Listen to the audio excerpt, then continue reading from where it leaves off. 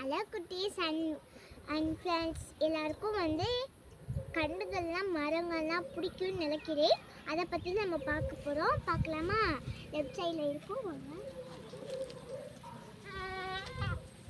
இது என்னன்னு பார்க்குறீங்கன்னா வாழைச்செடி.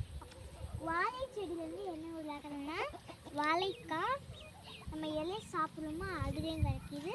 அடுத்து வாழைப்பழம் கிடைக்கிது. அடுத்து பார்த்தீங்கன்னா மல்லிகை செடி. மல்லிகை செடி கொத்தா வச்சுருக்கு. எதுக்கு அந்த மாதிரி கயிறு கட்டி வச்சுருக்கோன்னா, இது எப்படி மலர்னா, இது ஒரு வேறு மல்லி. இதோட இலை பக்கத்து உங்களுக்கு ஒரு மாதிரியாக இருக்கும். ஏன்னா இப்போ வளரும். எப்படின்னா மித்த மலை மாதிரிலாம் அது இருக்காது, இந்த மாதிரி வளரும். அதனால தான் இது செடி வருது. அடுத்து தென்னை மரம்.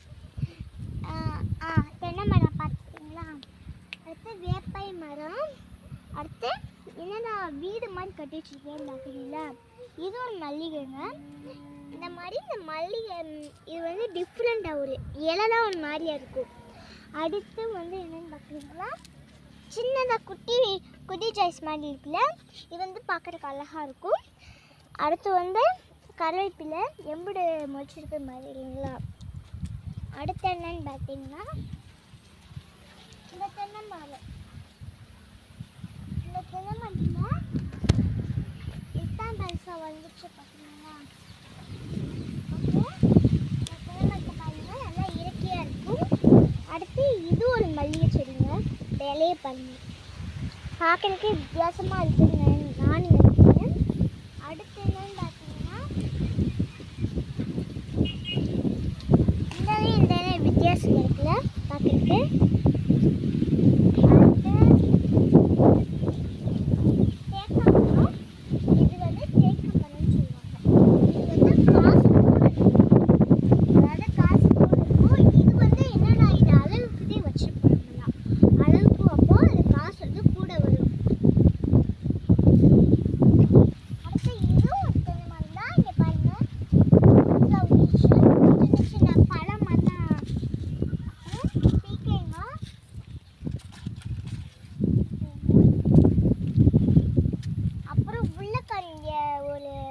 சம்பளம் பல கடக்கு பாருங்கள். இங்கே நமக்கு இங்கே உள்ளக்க போக முடியாது, இங்கே இருக்கு பாருங்கள்.